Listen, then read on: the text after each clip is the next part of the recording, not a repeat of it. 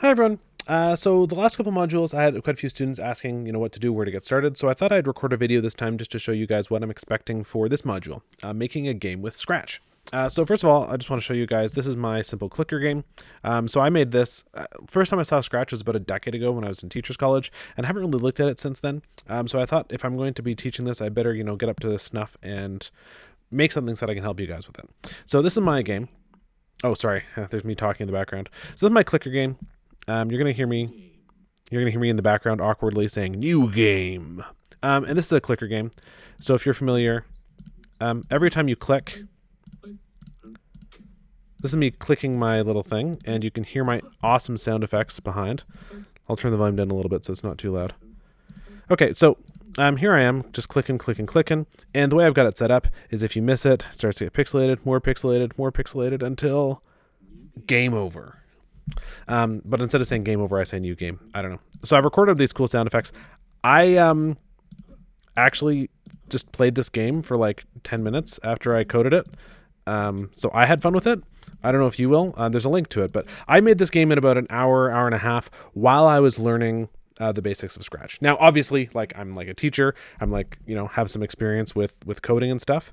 So, I mean, it'll probably take you guys a bit longer than an hour to do that. But you can actually make cool and awesome games in Scratch with very, very little knowledge of code. So, this is the video that I'm recording right now, which is, obviously a dead link right now because I'm recording this video. But after that, there's Scratch, which is going to take you to this page. And if you like, you can create an account. I think you actually need to create an account if you want to share your projects. So you'll need to create an account on Scratch. Don't use your real name like I did. I did because I'm a teacher and I'm allowed to do that. There's no privacy concerns. You are not allowed to use your real name. Unless you explicitly have your parents' permission, I guess. But so make some cool name that that you're okay with me knowing, and then you can go right to create and start playing with Scratch. Now, there's lots of tutorials in Scratch itself that are pretty good, but I find them a little bit basic. They don't really go deep enough to, I think, really do anything interesting right off the bat. So I found these videos, Scratch Tutorial 1, Make Your First Program. And what I'd like you to do is I'd like you to code along with this tutorial. So I'm going to open it up in a new window, and I'm going to split it off so that I can do sort of like split screen. So I can have the video on one side, and I can resize this so that I can have my Scratch video over here, or my Scratch file over here. And then if I can command minus a little bit to make it a little bit smaller. Okay, I'm going to pause this video. You don't actually need to watch this video here. Okay, so this way I can actually follow along with the code, sort of, ish. It's a little bit awkward with the split screen, but I can make it a little bit smaller there. And so now I can go through, watch this video where he explains how to scratch. And as he does stuff in the video, let's just skip ahead to where he's actually scratching stuff. So he's got when flag, oh sorry, that's events. So under when flag is clicked, that's sort of like your start program button. So when flag is clicked, move the elephant around. I don't have an elephant yet. We sort of skipped those steps, but you can follow along with the video and actually code along with him. Pause as needed, go back, replay, and actually make a tutorial that's basically the same as this. And I don't care if it's the exact same. If you don't want to do an elephant, choose a sprite you care about. I don't care about the backdrop. But the idea of this program is he's going to have this elephant go down the stairs, get scared by a sound, and then run off to a scene where he dances or something, right? So it's just sort of simple stuff. But by having the tutorial in a separate window, you can actually follow along and code along. Or if you have a smaller screen, you could just, tab back and forth, switch between as needed. It's just not quite as slick. Or you can have a second device. If you've got a cell phone or a tablet or something, you can have the video playing on your second device while your whole screen is taken up with Scratch as you code along. So please code along with these two, Scratch and the Scratch 3 tutorial and Scratch 3 tutorial number 2, make a game. And then when you're done those, that's going to be part of your skill building assignment. So one of the things you're going to need to do with your project, this is going to be a little bit silly because there's nothing in this project at all. But if you click the share button, blah, blah, blah, you can copy a link and I've now shared this project. If I now go look inside my projects, I can now see that there are a bunch of shared projects. This Untitled 2 that I just made is a shared project because I clicked the shared button. And now if I copy this link, copy link address, I can share this with anyone. So I'll show you by making a guest tab. A guest tab means it's not logged in as me. And if I paste the link, then I can see my, empty program once it loads. There's my program that does literally nothing because I didn't code anything. Yours will be a bit more exciting than this, I sincerely hope. And you might want to actually name it something, not just Untitled 2. Okay, so I'm just going to, well, I'll delete it later. Okay, so once you've done these, you'll have 2 projects in here, just like me. And then you can go into the assignment.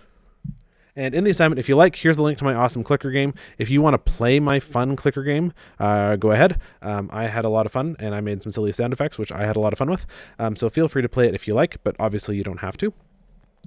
Most importantly, you are going to complete the 2 code-alongs, make them shared projects, then complete any 2 of these 4. Make a chase game, make a clicker game. This is the tutorial that I followed. I did more than is in the tutorial because I wanted to see what all Scratch could do. You can make a cartoon, so that learns about, special effects and making engaging stories with talking and moving around and that sort of thing.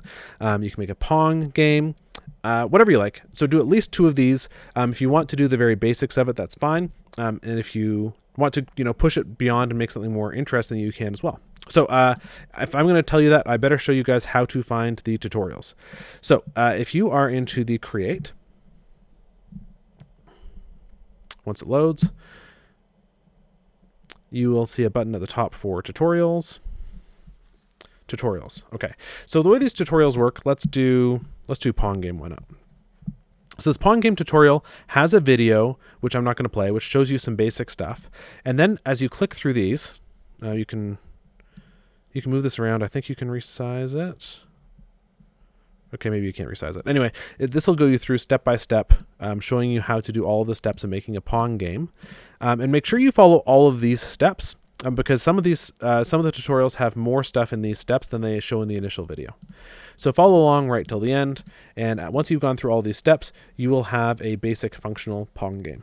Now, this tutorial is just like a window that you can move around. So if you accidentally close it and you're like, oh no, I'm halfway through Pong, how do I get the tutorial back? Well, you can click up in tutorials and find the Pong game and reopen it. And, even if you already have code in here doing stuff, you can then reopen the tutorial as needed and skip ahead to step 7 or whatever step you're on.